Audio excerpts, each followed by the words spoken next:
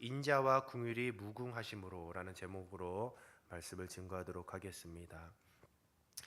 예레미야 애가 특별히 이 3장 어제 이 말씀을 우리가 기억하시면서 3장을 시작하면서 극심한 고난을 경험하는 그런 이 예언자가 바로 이제 이 오늘 이 본문 말씀에서는 갑자기 분위기가 전환이 되어서 하나님의 긍휼과 신실하심을 기억하고 또 하나 새로운 소망을 찾는 그런 내용이 나오고 있습니다. 그러니까 어제 말씀과 오늘 말씀을 비교해 보자면 어제는 정말 절망의 한 구렁텅이에서 이제 고통을 느끼고 그렇게 처절하게 몸부림쳤던 한 이제 개인 이스라엘의 그런 모든 아픔을 자기 자신의 아픔으로 그렇게 동일시했던 한 개인의 몸부림이 나왔었다고 한다면 오늘 말씀은 그 고통 가운데서도 오히려 그 마음의 내면의 변화가 있었어요. 그래서 하나님께 소망을 두는 극적인 전환을 이루는 그런 내용을 담고 있어요. 그래서 이 시인은 비통한 마음 속에도 하나님을 떠올리며 회복의 소망을 발견했습니다. 그래서 이 19절에 예언자가 자신의 겪은 고난을 상기하고 있는 그런 장면이 나오고 있어요. 우리가 19절을 다시 한번 읽어보도록 하겠습니다. 시작. 내 고초와 재난 곧 쑥과 담즙을 기억하소서. 이 고초와 재난은 바로 예루살렘의 멸망과 이 바벨론 포로가 된 후에 겪을 엄청난 시련을 나타내고 있습니다. 그리고 이 쑥과 담즙 또한 쓴 맛과 고통을 상징하고 있어요. 이 예언자는 이러한 고난의 쓴맛을 느끼고 또 자신이 겪을 고통을 하나님께 호소하고 있어요. 그러나 어제의 말씀과 차이가 있다면 그렇게 호소는 하고 있지만 그 마음에 소망이 싹트기 시작을 했습니다. 그래서 이 18절 어제는 이제 1절부터 18절이었고 오늘은 19절부터 39절인데 바로 이 18절과 19절 사이에 바로 이 예언자, 이 시인의 마음에 어떠한 변화가 틀림없이 있었던 것이에요. 그래서 과연 이 고통 중에서 그 절망의 고통 중에서 그 마음에 어떠한 변화가 있었기 때문에 이렇듯 이런 절망의 상황 가운데서 하나님께 소망을 두는 어떻게 보면 하나님을 찬양하는 신앙의 고백이 담겨져 있는 것이 오늘 이 본문 말씀입니다. 어떻게 이런 극적인 변화가 있었는가를 오늘 말씀을 통하여서 살펴보도록 하겠습니다. 특별히 22절이 신앙의 핵심적인 신앙의 고백입니다. 정말 절망의 한 구렁텅이에 있었던 한 개인이 어떻게 이런 고백을 할 수 있었을까를 생각하시면서 우리가 22절도 같이 한번 읽어보도록 하겠습니다. 여호와의 인자와 긍휼이 무궁하심으로 우리가 진멸되지 아니하니이다. 아멘. 인자와 긍휼, 그러니까 하나님의 성품을 이야기하는 거죠. 인자와 긍휼은 한 가지 분명한 것은 그 절망의 구렁텅이에서 바로 이 예언자, 이 시인은 하나님의 성품을 체험을 했어요. 하나님을 그러니까 만난 것이고 하나님을 경험한 것입니다.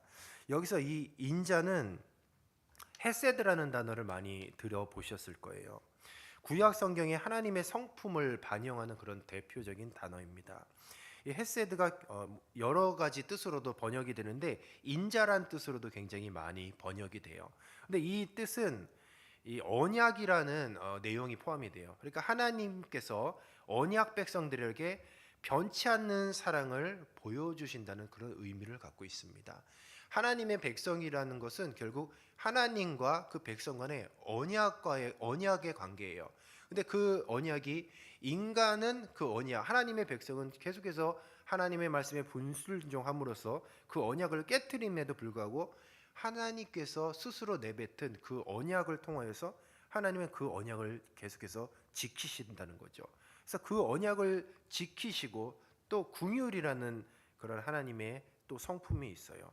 긍휼은 하나님의 자비와 동정심을 나타내고 있습니다.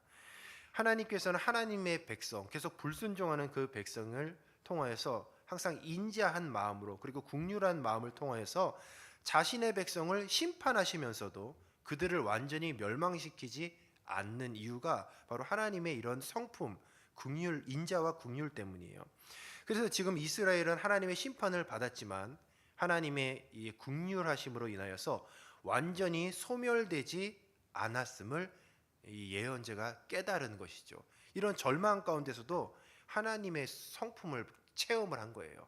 그래서 하나님의 그 언약에 대하여서 신실하심, 그리고 언제나 늘 불순종하는 하나님의 백성을 향하여서 자비하시고 동정심을 가지고 계신 그 긍휼하심, 그 하나님을 만났던 것이죠.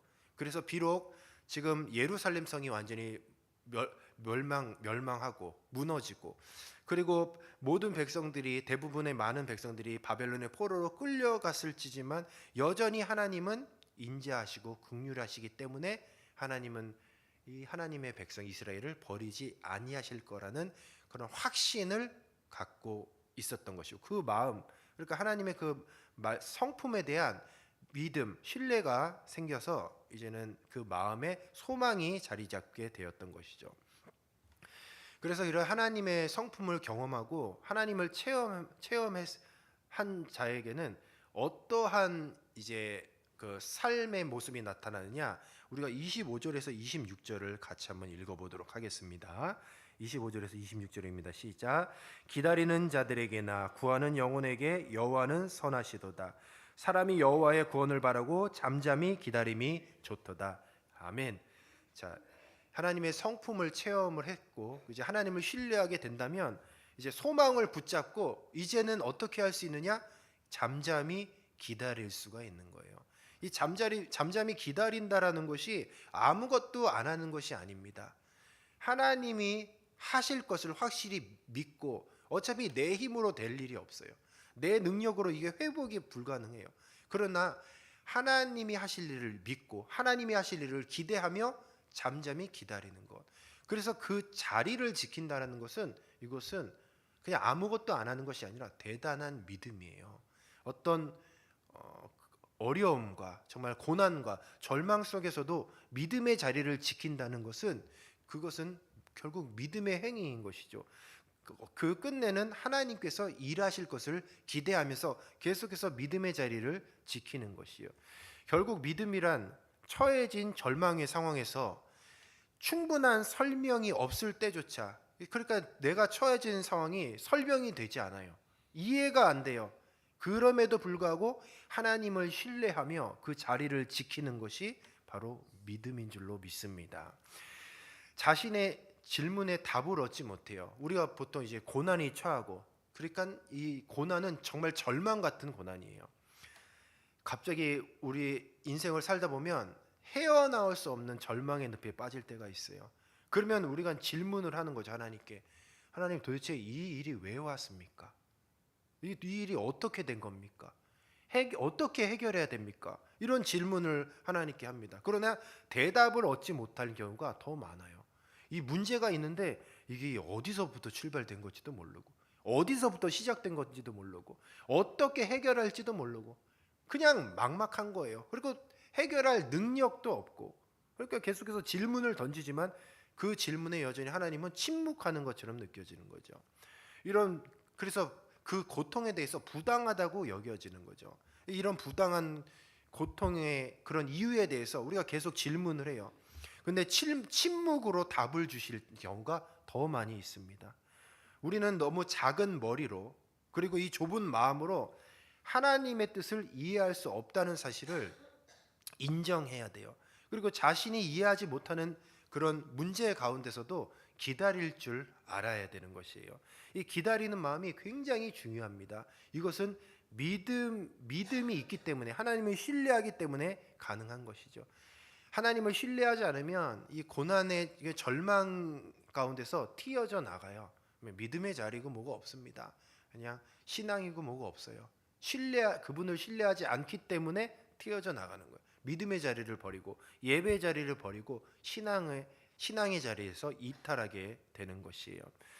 우리는 보통 이제 절망 그리고 고난을 얘기하면 그 고난의 특징, 절망의 특징은 혼돈이에요. 무질서예요. 뒤죽박죽입니다. 뭔가 정돈이 되지 않은 것 같아요. 창세기 1장 2절에서 3절 말씀을 제가 읽어드릴게요. 땅이 혼돈하고 공허하며 흑암이 깊음 위에 있고 하나님의 영은 수면 위에 운행하시니라. 하나님이 이르시되 빛이 있으라 하시니 빛이 있었고 라고 말씀하고 있습니다. 하나님의 창조 기사죠. 하나님이 이 세상을 창조하기 전에 어떠하였냐? 땅이 혼돈하고 공허하고 흑암이 깊음이 있었다고 했습니다. 그러니까 이것을 한마디로 요약하면 혼돈, 그러니까 무질서예요.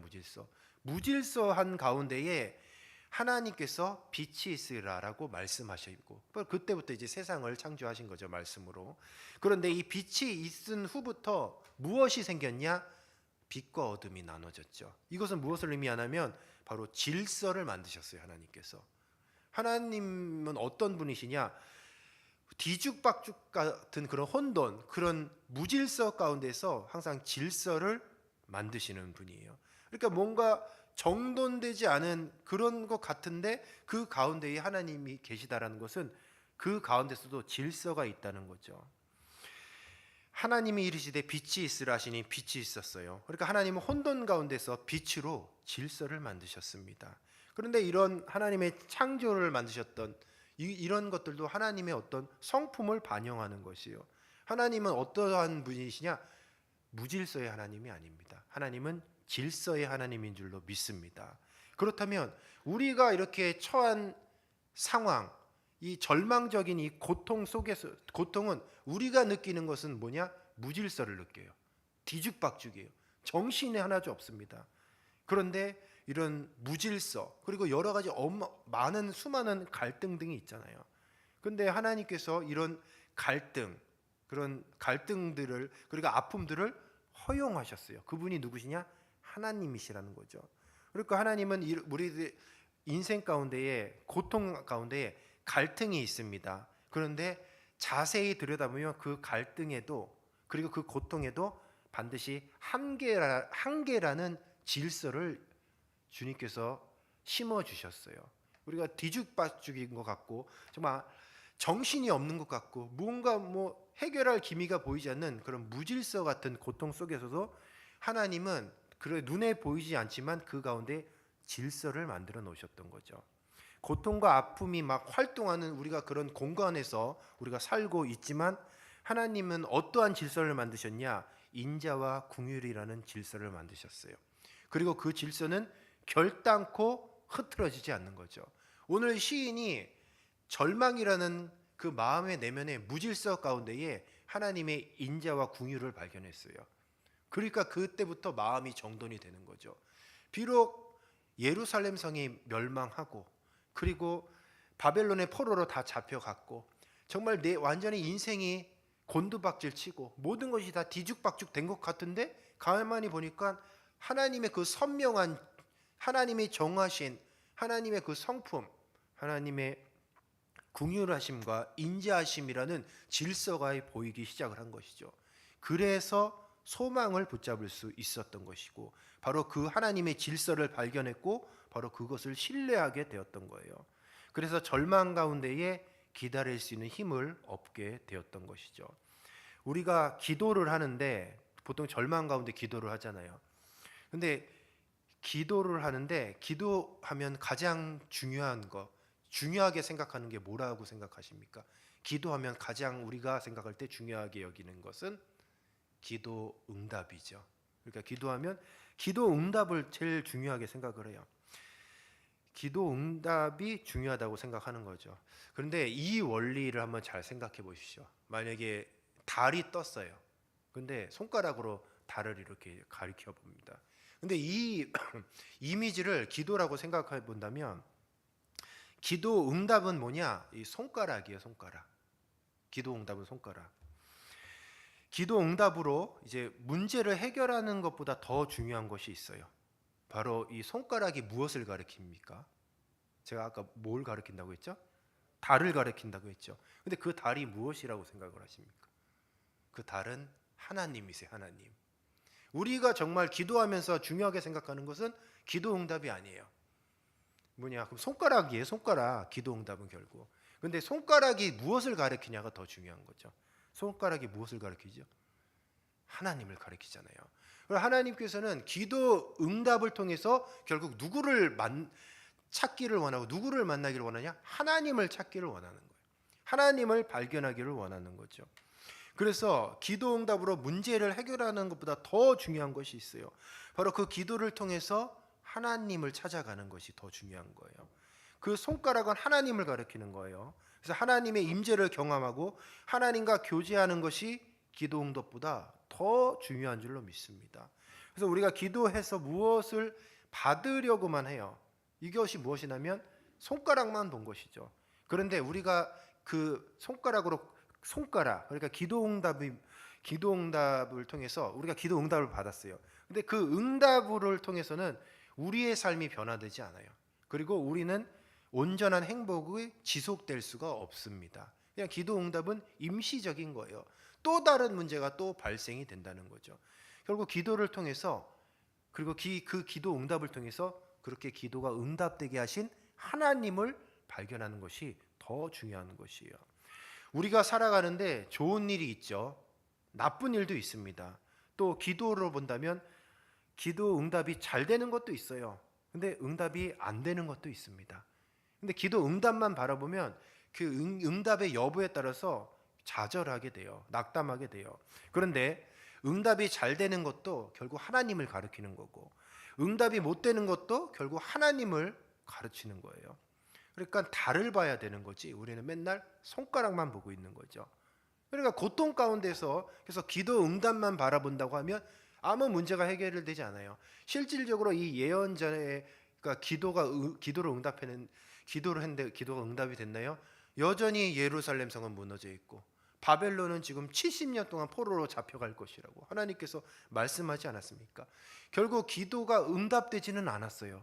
그런데 어떻게 주님 안에서 소망을 갖고 이렇게 주님 하나님의 인재와 궁율이 무궁하다고 그렇게 찬양을 할 수 있느냐? 기도 응답을 바라본 게 아니라 하나님을 바라봤기 때문인 것이죠. 그래서 응답이 이루어졌네 안 이루어졌네 뭐 문제가 해결됐네 해결되지 못했네 여기서만 머무는 것이 아니라 이 차원을 뛰어넘었다는 거죠. 그래서 진정한 문제를 해결했던 것이죠. 우리도 마찬가지예요. 문제를 넘어서 하나님을 바라봐야 되는 거예요. 이 절망의 구렁텅이 속에서 그러니까 혼돈과 무질서 속에서 질서를 발견해야 되는 거예요. 그렇게 된다면 어떠한 어려움 속에서도 왠지 기대가 돼요. 그래 좋은 것을 주실 하나님은 선하신 것을 이제 알았기 때문에 그리고 그분은 신실하시기 때문에 그리고 우리를 사랑하시기 때문에 왠지 그분에 대해서 기대가 되고 좋은 것 그 끝내는 좋은 것을 주실 것이라는 확신을 갖게 되는 것이죠. 결국 손가락을 보면 이런 확신을 얻지 못해요. 달을 봐야 이런 확신이 드는 것입니다. 시인은 절망 가운데서 이 손가락이 가리키는 달을 보았어요. 그래서 이제부터 하나님이 하실 일을 기대하면서 소망 가운데 기다릴 수 있게 되었던 것이죠. 환경이 변한 것은 없습니다. 30절을 우리가 같이 한번 읽어보도록 하겠습니다. 30절입니다. 시작. 자기를 치는 자에게 뺨을 돌려대어 치욕으로 배불릴지어다. 아멘. 이제는 어떻게 변했냐? 어떤 사람이 자기의 뺨을 떼면 이제 다른 쪽을 돌려댈 수 있다는 거죠. 이것이 무엇을 의미하는 거예요? 그분을 신뢰하기 때문에 기꺼이 다른 뺨도 돌려댈 수 있는 그러니까 잠잠히 기다릴 수 있는 믿음을 소유했다라는 거예요. 더 어려운 일이 있어도 이제 자기를 더 모욕하고 뺨을 때리는 건 모욕적인 거고 모독하는 거거든요, 인격을. 근데 그런 모욕적이고 자기를 모욕하는 그런 일이 있어도 기꺼이 다른 뺨을 돌려댈 수 있다는 거죠. 왜냐하면 어차피 하나님이 하시기 때문에 하나님이 나를 지켜주실 것이고 하나님이 다 해결해 주실 것이기 때문에 그 소망이 있고 믿음의 확신이 있기 때문에 한 대 뺨을 맞았어요. 그럼 기꺼이 다른 뺨도 돌려댈 수 있다는 거죠. 내가 지금 나락으로 떨어지고 내가 다른 사람에게 무시를 당해도 결국 나를 사랑하시는 신실하신 하나님께서 결국은 회복시켜 주실 것이라는 그 확신한 믿음이 있기 때문에 이런 다른 뺨도 돌려댈 수 있는 것이죠.